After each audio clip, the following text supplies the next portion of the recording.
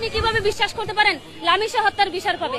যে দেশের মানুষ, যে দেশে ধর্ষকের বাবা মাকে আদালতে আদালতে ঘুরতে হয়, দর্শকের পক্ষে উকিল নিযুক্ত হয়, দর্শকের জন্য আবার একটা রায়কে আবার আপিল করা হয়।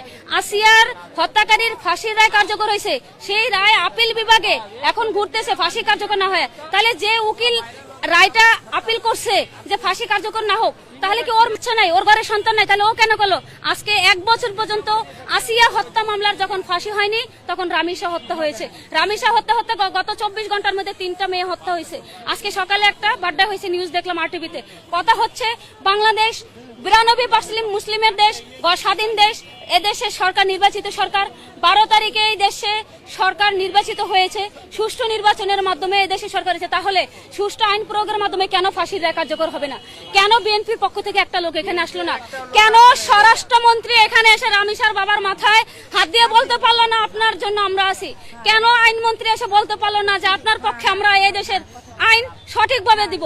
এটা স্বরাষ্ট্রমন্ত্রীর ব্যর্থতা, বিএনপির ব্যর্থতা, তারেক রহমানের ব্যর্থতা, আইনমন্ত্রীর ব্যর্থতা, বাংলাদেশের বিচার ব্যবস্থার ব্যর্থতা। যদি না হতো, বাংলাদেশের যদি সঠিক বিচার ব্যবস্থা থাকতো, এখন তো ঈদের বন্ধ না, রবিবার থেকে কোর্ট বন্ধ। আজকে পর্যন্ত ফাঁসির রায় কার্যকর করার সুযোগ আছে। শনিবার বাংলাদেশের সকল অফিস আদালত খোলা, শনিবার খোলা, রবিবার খোলা, এর মধ্যে ফাঁসির রায় কার্যকর করার কোনো ব্যাপারই না। 24 ঘন্টা সময় লাগে না। যে আসামি এজলাসে দাঁড়ায় জজের সামনে স্বীকার করে যে হ্যাঁ আমি খুন করছি, আমি ধর্ষণ করছি, তাকে কেন 10 দিনের রিমান্ডে দিতে হবে? 10 সেকেন্ডে কেন জজ বললো না যে ওকে এক্ষণ গুলি করে দেন, ওকে ক্রস ফায়ার করে দেন? ওই জায়গায় কালকে 4টার সময় এখানে রামিশার জানাজা হয়েছে। জানাজা একটা হবে কেন? জানাজা তো হবে 3টা। রামিশা কি অপরাধী ছিল? তাকে যেভাবে খুন করা হয়েছে সোহাগকে সেভাবে খুন করা হোক, সোহাগকে সেভাবে মৃত্যুদণ্ড দেওয়া হোক। আমার কথা হচ্ছে এদেশে প্রকাশ্যে ধর্ষণকারীকে অন্য কোথাও না, যেখানে ধর্ষণ হবে সেখানে খুন হবে, যে বাসায় ধর্ষণ হবে সে বাসার সামনে খুন হবে। এইখানে সোহাগকে আজকে ফাঁসি দেখ, অত্র এলাকার মধ্যে আর কোনো হবে না। গত সপ্তাহে আমাদের এই 2 নম্বর রোডে একটা স্বামী তার স্ত্রীকে বালিশ চাপা দিয়ে মারছে, এখনো 5 দিন হয় নাই। 5 দিনের মাথায় রামিশা খুন হয়েছে। এই 7 দিনের মধ্যে 2টা খুন। এই এলাকায় দেখছেন কোনো বিচার হয়েছে? কোনো বিচার হয় না। সারা বাংলাদেশ ব্যাপী এরকম বিচার হইতে দেখছেন?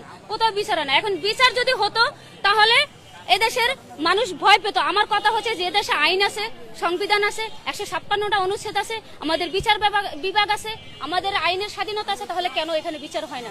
যেহেতু সরকার বলেছে আইন বিভাগ থেকে বিচার বিভাগ আলাদা করে দেওয়া হবে, বিচার বিভাগকে স্বাধীন দেওয়া হবে এবং বিচার বিভাগকে পূর্ণাঙ্গ বিচারের ক্ষমতা দেওয়া হবে।